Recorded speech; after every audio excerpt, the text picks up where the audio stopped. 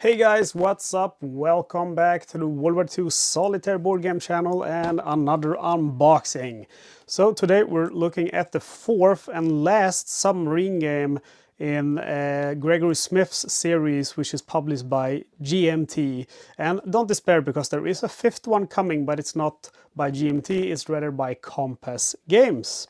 So beneath them had Regia Marina at sea 1940 to 43 is going to be, for the first time ever, Italian submarines instead of Germans or American. So, you know, in the Hunters and the Hunted, we get to play around with German submarines. In Silent Victory, American ones against the Japanese. And in this one, instead, we get to play with Italian submarines. So beneath the med, on the side here, we have a picture of a submarine captain, or the sides. And then we have the back of the box, and I'm gonna give you a moment's chance here to pause the video if this is something that you would like to read. See if I can get my camera to focus a little bit better. All right, so that's it. So let's get this bad boy opened. And as usual, guys, we're gonna go ahead and look through all of the components quickly. And then afterwards, once we have seen it all, I'm gonna show all of it in greater detail. So we have our rules. We have our counter sheet number 2. Number 1, which has the majority of the counters.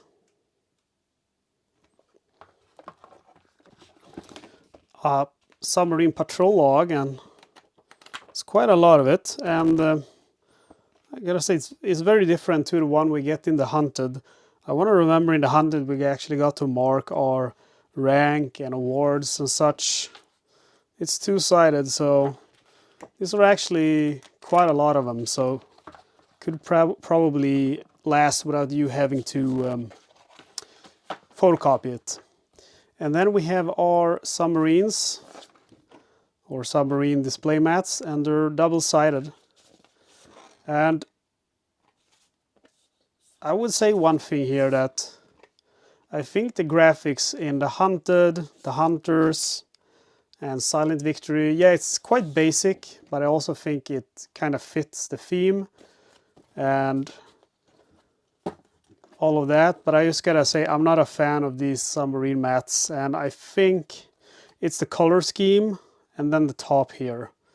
I just think it looks a little bit weird. It's not a big deal, just pointing that out. This is not a review or anything, just my initial, you know, reactions. And then we have our map, and I'm guessing this is gonna be like in the Hunters and the Hunted, where these are, you know, and Silent Victory voluntarily to use is optional. I just noted here is it's not a lot of patrols for this guy. Western Med, Central Med, Eastern Med. That's probably the fewest amount of, you know, patrol options I've seen. And then we have our charts. And they are double-sided. And this one looks like the Hunters.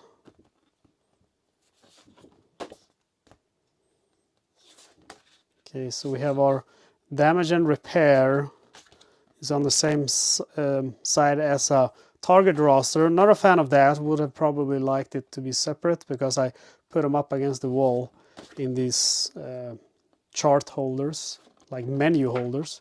And our random events. And this is new. And this is new for the SLC. I can't remember what that stands for, but that's those, you know, submarines where you actually kind of ride them. Midget submarines.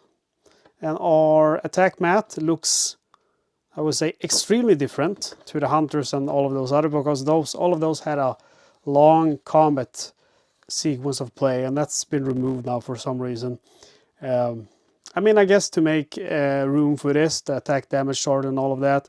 But I actually like that sequence of play. And this is new for beneath the med. We get this doll to put our awards and stuff on. And crew skills, that's also, I guess that's not very new. We have, I'm not sure if it's going to be like in American Tank Games where we get to choose our skills or not, but you know, our crew would gain levels in previous submarine games. And then we have some dice, 3 standard d6, 1 d20, 2 d10, and our insert. Always checking to see if there's something funny. If I worked at a factory, I'd put like a lollipop or a potato bug or something inside just to mess with people. So guys, that is everything that you get. Let's go ahead and take a look at all of this stuff a little bit closer. Well, not much to say about that. This is the first game, I guess, that there's no submarine captain cards featured. Anyway, we have our commandant and crew status.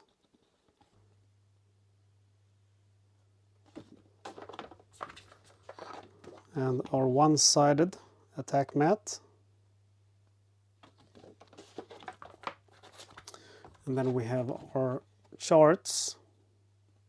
And again, guys, if there's something that you especially want to see or read, pause the video, because if I show all of this in too great detail and read all of this stuff, this video is gonna be long.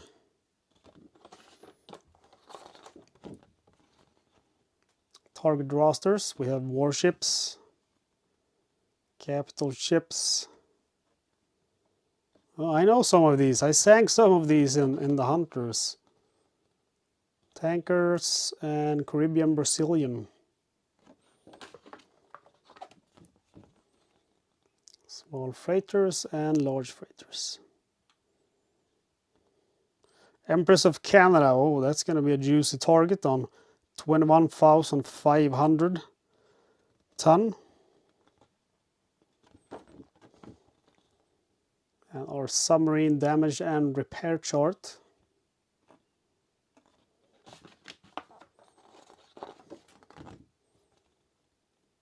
Lots and lots of charts. That's what I love. I love rolling on my charts. You can't go wrong with a game that has charts. I'm actually thinking of buying a new The Hunters game, because I played it so much that like the charts are completely worn down. There's no other game I think that I play that much as The Hunters. And that's all of the charts. And then we have, again, we have our map here.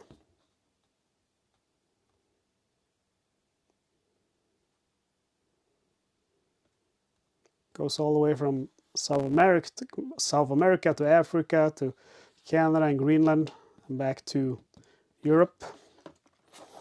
And then we have all of our submarines. And I'm not going to pronounce these because you're going to laugh your ass off if I try. And they're two-sided.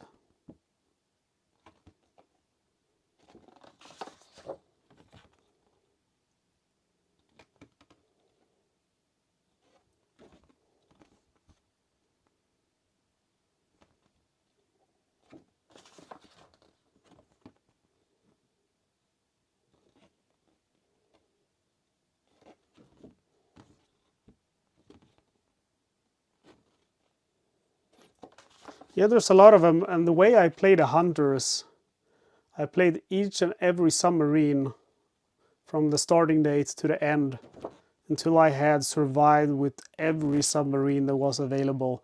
And I had fun doing that, really fun. And I was happy that he decided to include so many submarines, because that, I mean, gave the game so much of a replay value. And it's different in, for example, American Tank Games, because you can only start in one of 2 Sherman tanks, so, and then you'll upgrade. So you can't really play that the same way, even though I also like that game a lot. And we have our patrol log.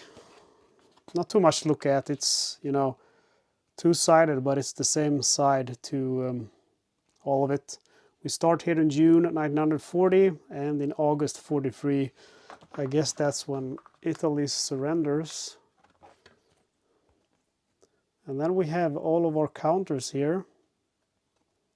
Sorry about that glare. It's hard to avoid.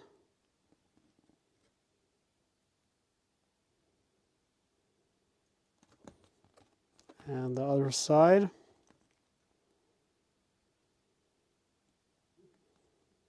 And the counters look really nice. I love the counters from G&T.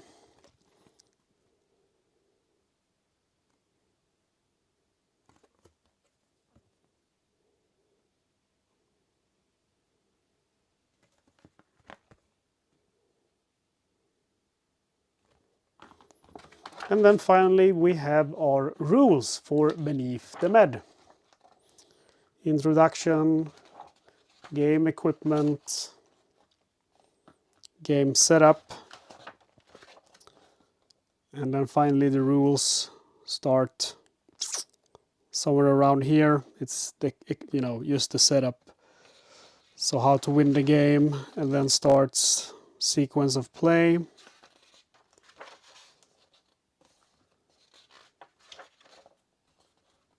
A lot of text.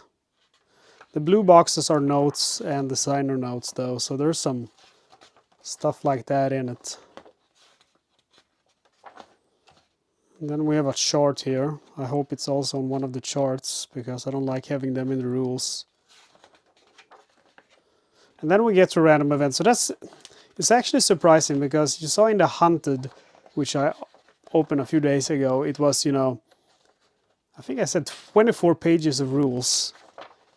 And here we have, okay, so it's starting here on page 8, and we're done by page 19. So that's just 11 pages of rules. So it's going to be interesting to see what did they do to trim the rules that much? Or is it that so different, the Hunted, that there's, maybe a lot of exceptions and stuff. And then we have our optional rules. Same as usual, the evasive maneuvers, variable escort and aircraft quality.